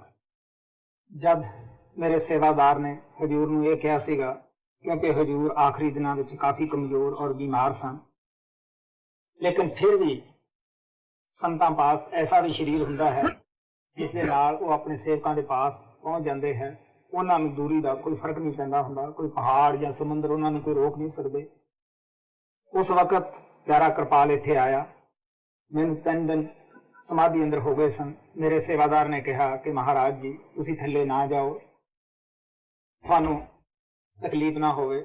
ਹਜ਼ੂਰ ਕਹਿਣ ਲੱਗੇ ਕਿ ਜਿੱਥੇ ਅਜਾਇਬ ਜਾ ਸਕਦਾ ਉੱਥੇ ਮੈਂ ਵੀ ਜਾ ਸਕਦਾ ਹਾਂ। ਮੇਰੇ ਸੇਵਾਦਾਰ ਨੇ ਦੱਸਿਆ ਸੀ ਕਿ ਹਜ਼ੂਰ ਉਸ ਵਕਤ ਕਹਿ ਰਹੇ ਸੀ, ਚੱਲੋ ਸਈਓ ਰਣ ਦੇਖਣ ਚੱਲੀਏ, ਜਿੱਥੇ ਆਸ਼ਕ ਸੂਲੀ ਚੜ੍ਹਦੇ ਚੜ੍ਹਦੇ ਚੜ੍ਹਦੇ ਕਰਨ ਕਲੋਲਾਂ, ਮੌਤੋਂ ਮੂਲ ਨਹੀਂ ਡਰਦੇ। ਸਿੱਖ ਨੂੰ ਗੁਰੂ ਪੂਰਾ ਵੀ ਭਾਗਾਂ ਨਾਲ ਮਿਲਦਾ ਹੈ, ਲੇਕਿਨ ਸਾਡਾ ਇਹ ਜਾਤੀ ਤਜਰਬਾ ਹੈ ਕਿ ਗੁਰੂ ਨੂੰ ਵੀ ਸਿੱਖ ਭਾਗਾਂ ਨਾਲ ਮਿਲਦਾ ਹੈ। ਸਿੱਖ ਦਾ ਮਿਲਣਾ ਵੀ ਕੋਈ ਛੋਟੀ ਜੀ ਜ਼ਿੰਦਗੀ 'ਚ ਘਟਨਾ ਨਹੀਂ ਹੁੰਦੀ ਗੀ। ਮਹਾਰਾਜ ਜੀ ਕਹਿੰਦੇ ਹੁੰਦੇ ਸੀਗੇ ਕਿ ਭਗਵਾਨ ਇਨਸਾਨ ਦੀ ਤਲਾਸ਼ ਵਿੱਚ ਹੈ, ਕੋਈ ਇਨਸਾਨ ਬਣੇ। ਭਗਵਾਨ ਆਪਣੇ ਆਪ ਹੀ ਉਹਨੂੰ ਆਪ ਖੋਜਦਾ ਹੈ। ਮੇਰਾ ਗੁਰੂ, ਦੇਖਣ ਵਾਲੇ ਇਹ ਹੀ ਕਹਿੰਦੇ ਹੁੰਦੇ ਸੀਗੇ ਕਿ ਕਿਰਪਾਲ ਅਜੈਬ ਤੇ ਆਸ਼ਿਕ ਹੈ। जरा सोच के देखो, आशिक का शिश ਹੁੰਦਾ है, लेकिन एक सच्चाई है कि मेरे ते मेरा गुरुदेव आशिक सीगा। ये मैं अच्छी तरह देखा सी। जब मैं उसके पास जाना बैठना उठना, वो मैनू कदे पुंजे नहीं बैठन दिंदे सीगे, हमेशा कोले बिठाउंदे। कई दफा बच्चों की तरह मूँह दे विच बुरकियां दे दिंदे, हमेशा आपदे बराबर बिठाउंदे सीगे। वो बहुत ज्यादा मान दे दिंदे सीगे। हालांकि मैं कई दफा रो पैंदा कि मैं इसके की काबिल हैं, किथे तू सतपुरुष, किथे मैं एक दुनियावी जीव। गंगा नगर कई दफा वो कोठी दे विच जिथे उन्हां दा उतारा कीता सीगा मैं जाना। जद उन्हां नूं इह पता हुंदा कि उसकी जीप आउंदी है, उन्होंने फौरन बाहर निकलना। जद मैं उन्हां दे पासों बाहर जाना, उन्होंने जिन्ना जिक्र मेरी जीप खड़ी उन्होंने दिसदी रहिंदी, खड़े रहिंदे सन। ये मैं खुद अखीं देखिया, क्योंकि वो महान सन। उन्हां दी मैं महिमा बयान नहीं कर सकदा। वो सच्चाई सन, क्योंकि वो कहंदे हुंदे सीगे कि संत देण वास्ते आउंदे है, बई सवाल तां लैण वाले दा है। सच है, वो देण वास्ते आउंदे सी। जैसा जैसा किसी दा बर्तन सी, वैसी वैसी उहदे विचों वस्तु पा गए, लेकिन उन्हां कोल इतनी वस्तु नहीं सी कि वो एक नूं दे सकदे, चाहे सारी दुनिया ही उन्हां तो मालो माल हो सकदी सी। ये सवाल तां आपो अपनी ग्रहण शक्ति दा सीगा। जिन्ना जिन्ना किसी ने पछाणिया उस महान नूं उतना उतना वो अपना फायदा उन्होंने उठाया। जद हजूर जांदे हुंदे सी, मैं कहंदा हुंदा सीगा, नाल परदेसी न्यों ना लाइए, चाहे लख टके दा होवे। हजूर ने अगों ये जवाब देना, एक गल्लों परदेसी चंगा ते जद याद करे जद रोवे। मैनू पता है कि अपने शिष्यां नाल गुरुआं दा बड़ा प्यार हुंदा है, संतां दा बड़ा प्यार हुंदा है, क्योंकि संतां दी फैमिली संगति हुंदी है। उन्हां ने संगत ने उन्हां दी रूहानी ताकत दा मालिक बनना हुंदा है। फैमिली वाले लोग तां दुनियावी जायदाद दे ही मालिक बनदे है। वो संगत नाल बड़ा प्यार करदे है। हजारों माता पिता जैसा संतां नूं अपनी संगत नाल प्यार हुंदा है। मेरे प्यारे, मैं ये आश्रम इस तरह नहीं बनाया कि मेरे पिछों इत्थे लोग इस नूं काबू करन पिछे लड़दे रहन, झगड़दे रहन। मैं तो सिर्फ आपदे भजन करन वास्ते बिल्कुल सादा बनाया है। इसकी कोई ज्यादा बुनियाद नहीं, क्योंकि मिट्टी का ही बनया होया है। बड़ी ये पते की गल है, मेरा मेरी किसी भी फैमिली के मैंबर नाल मेल मुलाकात नहीं, ना मैं कदे किसी दे आया है, ना कोई मेरे ही आया है। क्योंकि हजूर किरपाल ने दया की, उस समय मैनू पागल कहंदे हुंदे सीगे, मेरे बिजली के शाट लवाउण नूं तैयार रहिंदे सीगे, ਮੈਂ ਉਹਨਾਂ ਨੂੰ ਕਿਹਾ ਵੀ ਪਾਗਲਾਂ ਨਾਲ ਮਿਲਾਪ ਰੱਖਣ ਦੀ ਕੀ ਲੋੜ ਹੈ, ਕਿਉਂਕਿ ਉਹਨਾਂ ਦੇ ਦਿਲ 'ਚ ਇਹ ਖਿਆਲ ਹੁੰਦਾ ਸੀ ਕਿ ਹਜ਼ੂਰ ਕਿਰਪਾਲ ਨੇ ਇਸ ਦੇ ਸਿਰ ਵਿੱਚ ਕੁਝ ਪਾਇਆ ਹੈ, ਇਸ ਉੱਪਰ ਕੋਈ ਮੰਤਰ ਪੜਿਆ ਹੈ। ਮੈਨੂੰ ਇਹ ਗੱਲ ਬੜੀ ਬੁਰੀ ਲੱਗਦੀ ਸੀ। ਮੈਂ ਕਹਿੰਦਾ ਸੀ ਹਾਂ ਪਾਇਆ ਜ਼ਰੂਰ ਹੈ, ਲੇਕਿਨ ਉਹ ਮੇਰੀ ਆਤਮਾ ਨੂੰ ਪਰਮਾਤਮਾ ਬਣਾ ਦੇਵੇਗਾ। ਅਗਰ ਤੁਸੀਂ ਵੀ ਆਪਣੀ ਆਤਮਾ ਤੇ ਰਹਿਮ ਖਾਂਦੇ ਹੋ ਤਾਂ ਉਸ ਕਿਰਪਾਲ ਨੂੰ ਜਪੋ। ਕਰੋੜਾਂ ਪਾਪੀ ਉਸ ਨੂੰ ਜਪ ਕੇ ਤਰ ਗਏ ਹੈ, ਤੁਸੀਂ ਵੀ ਤਰ ਜਾਓਗੇ। ਕਿਉਂਕਿ ਬਚਪਨੇ ਤੋਂ ਹੀ ਮੇਰਾ ਦਿਲ ਤਪ ਰਿਹਾ ਸੀਗਾ ਉਸ ਗੈਬੀ ਤਾਕਤ ਦੇ ਮਿਲਾਪ ਨੂੰ, ਜਿਹੜੀ ਕਿ ਮੈਂ ਦੇਖੀ ਨਹੀਂ ਸੀ। ਮੇਰੇ ਦਿਲ ਵਿੱਚ ਹਮੇਸ਼ਾ ਤਾਂਘ ਰਹਿੰਦੀ ਸੀ, ਤੜਫ ਰਹਿੰਦੀ ਸੀ ਕਿ ਮੇਰਾ ਵੀ ਕਦੇ ਐਸੇ ਗੁਰੂ ਦੇ ਨਾਲ ਮਿਲਾਪ ਹੋਵੇਗਾ ਜਿਹੜਾ ਨਾਨਕ ਕਬੀਰ ਵਰਗਾ ਹੋਵੇਗਾ, ਕਿ ਮੇਰੀ ਆਤਮਾ ਨੂੰ ਵੀ ਸ਼ਾਂਤੀ ਦੇਵੇਗਾ ਕੋਈ ਆ ਕੇ। ਸੋ ਸਾਨੂੰ ਸਭ ਨੂੰ ਚਾਹੀਦਾ ਹੈ ਕਿ ਮਿਹਨਤ ਕਰੀਏ।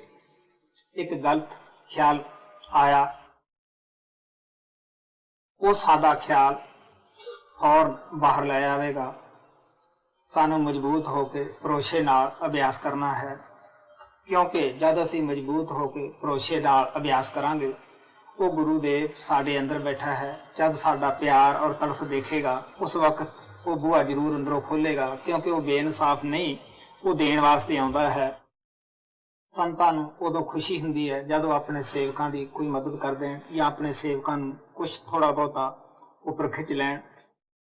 ਉਸ ਵਕਤ ਹੀ ਉਹਨਾਂ ਨੂੰ ਖੁਸ਼ੀ ਹੁੰਦੀ ਹੈ ਕਿ ਜਦ ਉਹਨਾਂ ਦੇ ਅੰਦਰ ਸ਼ਬਦ ਦੀ ਧਾਰ ਪ੍ਰਗਟ ਕਰ ਲੈਣ। ਬੁੱਲੇ ਸ਼ਾਹ ਨੇ ਕਿਹਾ ਸੀਗਾ, ਜਿਹੜੇ ਸੱਜਣ ਦੇ ਜਾਏ ਕੇ ਸਾਨੂੰ ਕੀਤਾ ਸੂ ਧੂਮ, ਉਹ ਪ੍ਰਭ ਸਾਡਾ ਸਖੀ ਹੈ, ਅਸੀਂ ਸੇਵਾ ਕਨੀਓ ਸੂਮ। ਅਸੀਂ ਭਜਨ ਕਰਨ ਕਰੀਓ ਇਤਨੇ ਸੂਮ ਹੋ ਚੁੱਕੇ ਹਾਂ, ਜਿਸ ਤਰ੍ਹਾਂ ਸੂਮ ਆਦਮੀ ਕਿਸੇ ਚੰਗੇ ਥਾਂ ਤੇ ਮਾਇਆ ਖਰਚ ਨਹੀਂ ਕਰਦਾਗਾ। ਇਹੀ ਹਾਲਤ ਸਾਡੀ ਹੈ। ਸਤਿਗੁਰਾਂ ਨੇ ਸਾਨੂੰ ਨਾਮ ਜਪਣ ਨੂੰ ਦਿੱਤਾ ਹੈ, ਰੱਖਣ ਨੂੰ ਨਹੀਂ ਦਿੱਤਾਗਾ। ਉਹ ਹਮੇਸ਼ਾ ਸਾਨੂੰ ਕਹਿੰਦਾ ਤੁਸੀਂ ਜਪੋ, ਇਸਸੇ ਫਾਇਦਾ ਉਠਾਓ, ਕਿਉਂਕਿ ਜੋ ਅਭਿਆਸ ਹੈ ਇਹ ਦਇਆ ਨੂੰ ਪ੍ਰਾਪਤ ਕਰਨ ਦਾ ਇੱਕ ਸਾਧਨ ਹੈ। ਮੈਂ ਜਿਤਨਾ ਵੀ ਅਭਿਆਸ ਹਜ਼ੂਰ ਨੇ ਮੈਥੋਂ ਕਰਾਇਆ, ਮੈਂ ਕਦੇ ਇਹ ਦਿਲ 'ਚ ਖਿਆਲ ਲੈ ਕੇ ਨਹੀਂ ਬੈਠਾ ਸੀ ਕਿ ਮੈਨੂੰ ਕੁਝ ਪ੍ਰਾਪਤ ਹੋਏਗਾ ਜਾਂ ਨਾ ਹੋਏਗਾ, ਜਾਂ ਮੈਨੂੰ ਕੋਈ ਦਿਸੇਗਾ ਜਾਂ ਨਾ ਦਿਸੇਗਾ। ਮੇਰਾ ਇਹ ਖਿਆਲ ਰਿਹਾ ਕਿ ਸਾਡਾ ਕੰਮ ਹੈ ਅਲਖ ਜਗਾਉਣਾ, ਦਾਤ ਦੇਣਾ ਉਸ ਦਾ ਕੰਮ ਹੈ।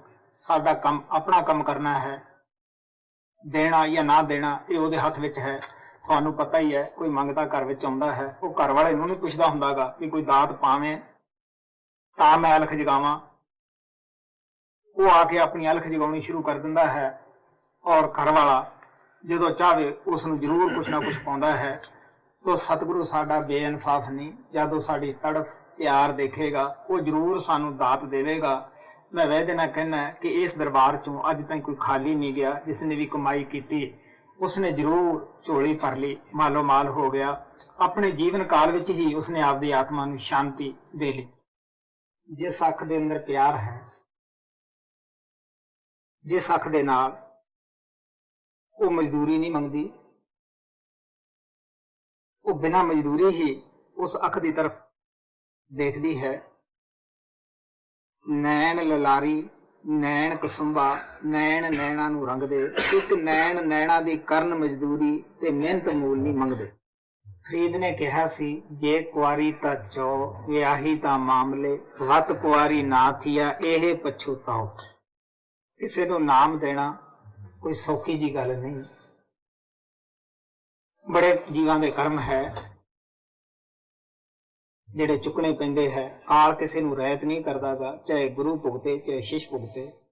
ਸੱਜਣੋ, ਅਗਰ ਜੇ ਸੇਵਕ ਨੂੰ, ਮੈਂ ਤਾਂ ਆਪਣੀ ਦੱਸਦਾ ਹਾਂ, ਇਹ ਪਤਾ ਹੋਵੇ ਕਿ ਇਤਨੇ ਕਰਮ ਚੁੱਕਣੇ ਪੈਂਦੇ ਹੈ ਔਰ ਕਿੰਨਾ ਸੇਵਕਾਂ ਦਾ ਵਜਨ ਚੁੱਕਣਾ ਪੈਂਦਾ ਹੈ, तो जी गुरुदेव अगे पहला ही मत्था टेक देवे, क्योंकि लै तो उसने सचखंड जाना ही है, तो की जरूरत हुंदी है दुनिया का भार चुकण दी, लेकिन अपने वस की खेड नहीं हुंदी। जिन्हां लोकां दी अखां नहीं खुलियां उही लोग गुरु बन के खुश हुंदे है, जिन्हां दी अखां खुल जांदियां है वो तो अपने आप नूं लुकाउण दी कोशिश करदे है। ये एक सच्चाई है कि मैं अपने आप नूं लुकाउण दी बड़ी कोशिश की, फिर भी ये प्लान बनाया कि 77 आरवी एक छोटा जा मकान बना के ਉਸ ਦੇ ਅੰਦਰ ਆਪਣੀ ਜ਼ਿੰਦਗੀ ਗੁਜ਼ਾਰੂੰਗਾ। ਜਦ ਦਰਅਸਲ ਪਰਕਿੰਸ ਮੇਰੇ ਪਾਸ ਆਇਆ ਹੈ, ਉਸ ਵਕਤ ਦਾ ਇਹ ਵਾਕਿਆ ਹੈ ਕਿ ਕਈ ਰੋਜ਼ ਹੋ ਗਏ ਸੀ ਮੈਨੂੰ ਅੰਦਰ ਬੈਠੇ ਨੂੰ, ਲੇਕਿਨ ਜਿਉਂ ਹੀ ਮੈਂ ਇਹ ਪਲਾਨ ਬਣਾਈ ਅੰਦਰ ਬੈਠਣ ਦੀ, ਤਾਂ ਦੁਨੀਆ ਸਮੁੰਦਰਾਂ ਤੋਂ ਪਾਰਾਂ ਤੋਂ ਇਧਰ ਨੂੰ ਖਿੱਚਣੀ ਸ਼ੁਰੂ ਹੋਈ। ਸਭ ਲੋਕ ਇਹ ਕਹਿੰਦੇ ਸੀ, ਦੇਖੋ ਜੀ ਸੰਤ ਜੀ ਹੁਣ ਤਾਂ ਕਹਿੰਦੇ ਅਸੀਂ ਅੰਦਰ ਵੜਾਂਗੇ, ਔਰ ਕਿਸ ਤਰ੍ਹਾਂ ਲੋਕ ਖਿੱਚੇ ਸਮੁੰਦਰਾਂ ਦੇ ਪਾਰ ਤੋਂ ਆ ਰਹੇ ਹੈ, ਜਿਨ੍ਹਾਂ ਨੂੰ ਕਿ ਅਸੀਂ ਜਾਣਦੇ ਨਹੀਂ ਸੀ। ਰਾਜਸਥਾਨ ਦੇ ਅੰਦਰ ਲੋਕ ਇੱਕ ਅੰਗਰੇਜ਼ ਆ ਜਾਵੇ ਤਾਂ ਸਾਰੇ ਪਾਸੇ ਹੋ ਜਾਂਦੇ, ਕਿਉਂਕਿ ਇਹਨਾਂ ਵਿਚਾਰਿਆਂ ਨੇ ਕਦੇ ਦੇਖੇ ਨਹੀਂ ਹੁੰਦੇਗੇ। ਕਹਿਣ ਦਾ ਭਾਵ ਕਿਸ ਤਰ੍ਹਾਂ ਜੋ ਫੁੱਲਾਂ ਦੇ ਵਿੱਚ ਰਹਿੰਦੇ ਸੀਗੇ, ਸਮੁੰਦਰਾਂ ਦੇ ਕਿਨਾਰਿਆਂ ਤੇ ਬਸਰ ਕਰਨ ਵਾਲੇ ਸੀ, ਕਿਸ ਤਰ੍ਹਾਂ ਇਸ ਰੇਤੇ ਦੀ ਧਰਤੀ ਨੂੰ ਆ ਕੇ ਨਮਸਕਾਰਾਂ ਕਰਨ ਲੱਗੇ। ਇਹ ਕਿਹਦੀ ਦਇਆ ਸੀ ਬਈ? ਇਹ ਉਸ ਭਜਨ ਦੀ ਸੀ। ਸਾਨੂੰ ਹਮੇਸ਼ਾ ਹੀ ਭਜਨ ਦੇ ਚੋਰ ਨਹੀਂ ਬਣਨਾ, ਭਜਨ करना है, अभ्यास करना है। मेरा ख्याल है कि आप इस सवाल को अच्छी तरह समझ गए होंगे। मेरा मकसद ये नहीं कि इस आश्रम को ज्यादा अच्छा बनावा, ये थोड़े को बिल्कुल शादा सिंपल ही है, ये मिट्टी का बनया होया है। इस दे विच बैठ के बई भजन सिमरन करना है, और ना मैं अपनी संगत नूं ही इस दे नाल बंधना चाहना है। मैं अपनी जिंदगी विच मेहनत की, भजन अभ्यास किया, तजर्बे तो जिंदगी गुजारी। मैं संगत नूं हमेशा ये कहना हुंदा है कि आप भी मेहनत करो, अभ्यास करो, आप नूं जरूर अभ्यास करन नाल मिलेगा। कबीर साहब ने कहा सी, सुखिया सब संसार है, खाए अर सोए, दुखिया दास कबीर है, जागे अर रोए। हस हस पिया न पाया, जिन पाया तन रोए, हासे खेडे पिया मिले तो कौन दुहागण होए। कबीर कमाई अपनी बिरथी कदे न जाए, सत समुंदर आड़ा पड़े तो मिले अगाऊ आए। जो प्रेमी भजन करते हैं उन्हां नूं सतगुरु अंदरे ही सवालों के जवाब दे दिंदा है। मेरे पास थोड़े विचों बहुत सारे प्रेमी ऐसे आप ही खुद दसदे हुंदे आ कि जिद्दे असीं जी इत्थे आए सां उदे तां बहुत सारे सवाल सी, लेकिन हुण सानू अभ्यास के दौरान उन्हां सवालों के जवाब मिल गए है। हुण उन्हां नूं करन दी लोड़ ही नहीं रही।